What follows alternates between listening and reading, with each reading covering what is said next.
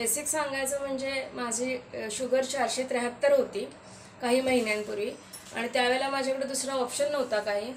तो ऑप्शन नव्हता त्यामुळे आम्ही ॲलोपॅथी डॉक्टरकडे गेलो, प्रॉपर बॉडी इन्व्हेस्टिगेशन केलं आणि त्यानंतर ठरवलं की ॲलोपॅथीशिवाय पर्याय नव्हता. ॲलोपॅथी चालू केलं आणि चालू करून फार तर 300पर्यंत शुगर माझी कमी आली.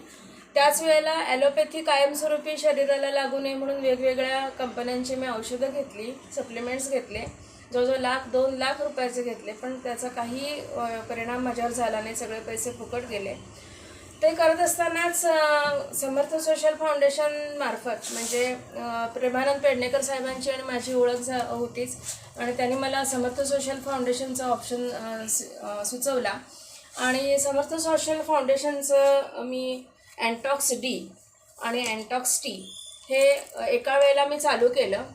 त्याच्यामुळे काय झालं की 1 महिन्याच्या आत माझी शुगर लेवल ही 167वर आली आणि मी नॉन डायबेटिक टोटल झाले आहे. तर अतिशय चांगले रिझल्ट आहेत अँटॉक्स डीचे आणि अँटॉक्स टीचे.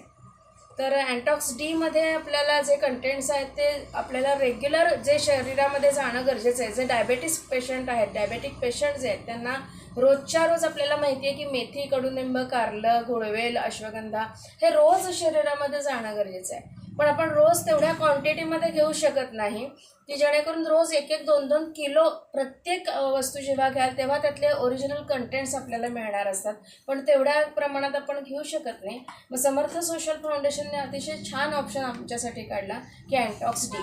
ह्याच्यामध्ये हे 10 प्रकारचे कंटेंट्स आहेत की जे ओरिजिनल अर्क स्वरूपात काढल्यामुळे आपण एवढ्या क्वांटिटीत जे खाऊ शकत नाही ते अर्क स्वरूपामध्ये असल्यामुळे आपल्याला त्याचे सप्लिमेंटरी आपल्याला उपयोगी पडतं आणि आपल्या शरीराला ते लागू होऊन आपण आपला बॉडी बॅलन्स रेग्युलर यायला मदत होते.